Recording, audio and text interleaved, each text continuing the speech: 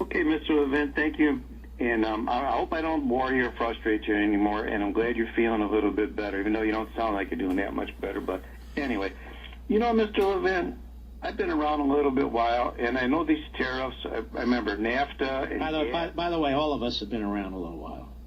Well, that's the way it goes, I understand. But here's what it is. I think the tariffs are a good thing. It's going to bring jobs back to America. Tariffs don't bring jobs back to America. Well, can you name one tariff? No, hold on. Let's get to the facts. I'm tired of the emotions.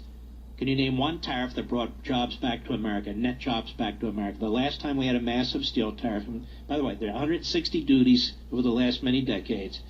They control 70% of production. The Chinese have 2% of American production. I'm asking you, and I told you, that the George W. Bush tariffs of the early 2000s resulted in the net loss of 200,000 American jobs. Can you show me one tariff that's created jobs, net jobs? Just tell me one. Can I ask you a question, Mr. Levin? No, you can't, can you? Yes, I can. Well, I don't Well, then tell me, which one is it? Mark, please.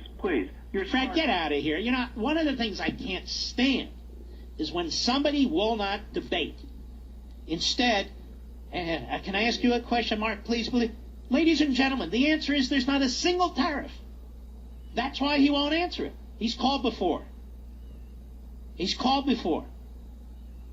There's not a single tariff that creates net jobs in the United States of America. Not one. Not one. I point out 70% of the production of steel in this country is by American companies. Nobody cares. 70%.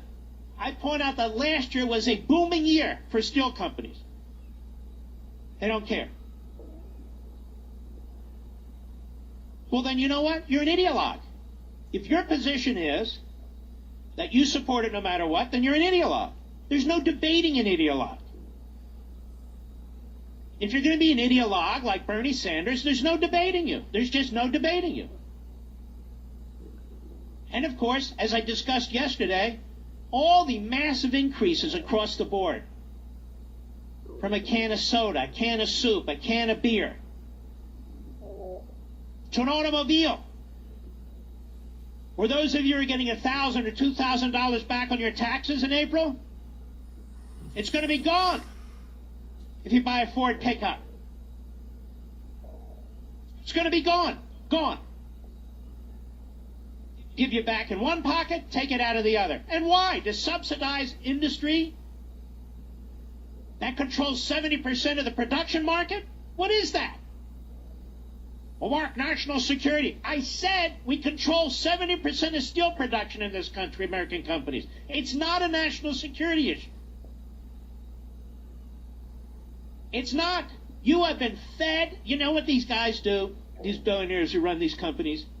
They hire propagandists, PR types, lobbyists, on and on and on. Look how they have so many people believing that which is not believable. It's incredible. I bet you thought that China was dumping steel into the United States in such a massive measure that they're competing with American producers. They get 2%.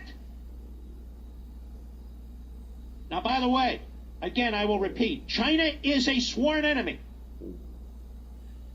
We must address China head on. But you don't address China by driving up the cost of a Ford pickup truck to an American citizen, or driving up the cost of a can of Campbell's soup to an American citizen, and Wilbur Ross going on saying, well, it's only less than a penny and so, when Campbell says, no, it's not. It's significantly more. Because Wilbur Ross knows how to make a can of soup, you see. Knows everything.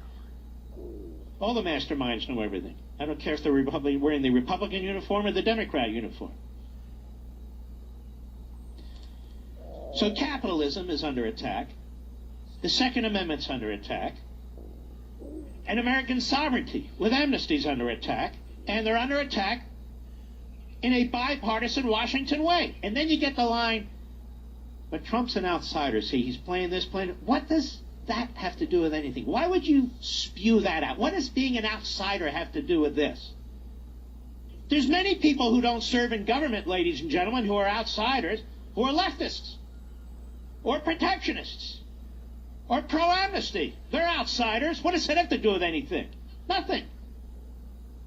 Now, it has to do with everything when it comes to their effort to destroy Trump and his family. But I'm not talking about that. I'm talking about a policy. But all we get from the people who support these tariffs and protectionism and argue like Bernie Sanders is emotion. That's all we get. Ah, come on, Mark. Mark. But wait, Mark. That's all we get. You get any real arguments? Last time when I brought up NAFTA, which of course most conservative hosts won't, it's going to hurt my right hand. I'm bringing up NAFTA and tariffs. And what a bunch of cowards for the most part, to be honest with you. Had a guy call here and say, look, since we've had NAFTA, we don't have domestic manufacturers of televisions. I said, most manufacturers of televisions are in Japan and South Korea. NAFTA involves the United States, Canada, and Mexico.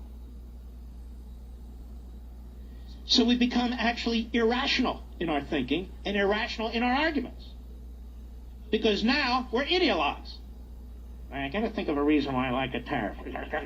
Come on now.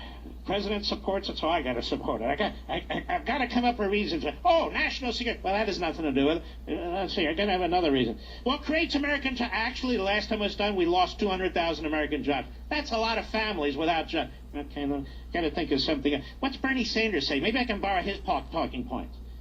Embrace liberty. Embrace capitalism. Embrace the market system. You're living in the greatest country on the face of the earth with the greatest amount of wealth on the face of the earth because we're capitalists. Say it. Say it. I'm a proud capitalist. Say it. Otherwise, you're going to sound like one of these Marxist socialist professors at some university. I'm not so sure. And then the argument goes like this. Well, Mark, we have to have a safety net. Oh, we know. We're going broke with our safety nets. That's why we have a $200 trillion unfunded liability that our children and grandchildren are going to have to swallow. We're well beyond the safety net. We're redistributing wealth. We're redistributing wealth. Then I get a caller in here. Mark, I'm as conservative as the day is long. But you know what? I believe in a universal minimum wage. What is this? So I find myself here, Mr. Producer, often defending Americanism, private property rights, entrepreneurship, individual liberty. It's the craziest damn thing. And then people say, don't you support creating jobs in America? More than any protectionist on the face of the earth, I do. Because tariffs don't create jobs. They kill jobs. Everybody doesn't work in a steel mill. Everybody doesn't cut down trees. And these are, by the way, very honorable men and women who do this. And that's not even my point. But there's honorable men and women in all walks of life who work very hard in different jobs, in different ways, using different talents.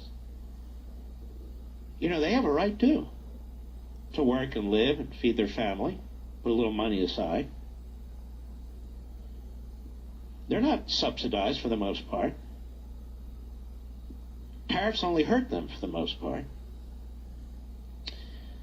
Tariffs are a tax on the American people. The money goes to the federal treasury. It is like the least conservative thing imaginable.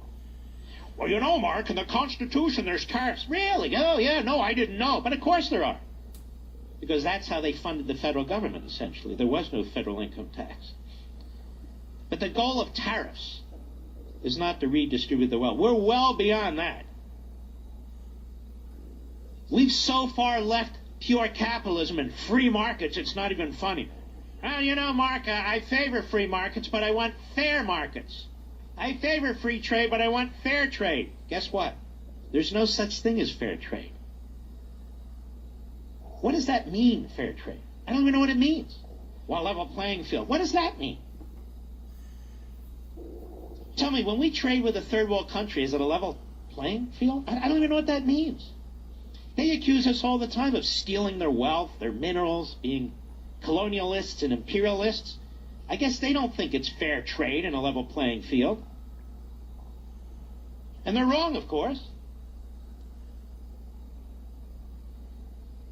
We should embrace capitalism, ladies and gentlemen. Look around you. Look at what your ancestors have created. It wasn't socialism that gave us electricity. It wasn't socialism that gave us clean running water. It wasn't socialism that gave us mobility through the automobile and motorcycles and trucks and so forth and airplanes. It's not socialism that keeps food on our shelves in our grocery stores and supermarkets. It's not socialism that puts a roof over your head. It's not socialism that puts food on your table. So why do we like it so much? And why do we hate the very system that gives us sustenance and happiness?